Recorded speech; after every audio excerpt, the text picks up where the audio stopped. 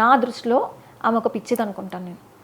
పిచ్చిది, పని లేకపోతే ఆమె బ్రతుకు తెరువు కోసం మీరు ఒక మీడియాలో చెప్తున్నారండి. No problem, I don't have any fear అండి. నేను నిజం మాట్లాడుతున్నాను, మనసులోంచి రియల్గా మాట్లాడుతున్నాను. నాకేమైంది, నేను ఒక పిచ్చిది అనుకుంటున్నాను. ఒక బ్రతుకు తెరువు కోసం బట్టలు విప్పుకొని సెమీ న్యూడ్గా వీడియోలు, ఫోటోలు, లైక్స్, షేర్స్ కోసం, దాని ద్వారా వచ్చే డబ్బుల కోసం ఆమె బతుకుతుంది అనుకొని వదిలేసాను. నా పైన ఎన్నోసార్లు కామెంట్ చేసిందని నాకు ఎంతోమంది షేర్ చేసినప్పటికీ ఏ రోజు కూడా నేను రియాక్ట్ అవ్వాలి. అంటే మీ ఫ్యామిలీని కూడా అంది కదా, అంటే ఓకే, ఫ్యామిలీని అంటే ఎవరు ఊరుకోరు. మీరు ఎలా అసలు కేసు కూడా ఏం ఫైల్ చేయలేదు మీరు ఆవిడ పైన అని చెప్పేసి ఎందుకు? అదే చెప్తున్నా, నా దృష్టిలో షీఈ్ నథింగ్. నా టార్గెట్ అవుతలేదా మీకు? లేదు.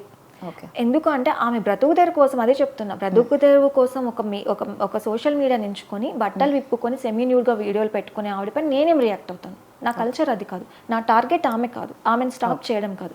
నా టార్గెట్ జగన్మోహన్ రెడ్డి.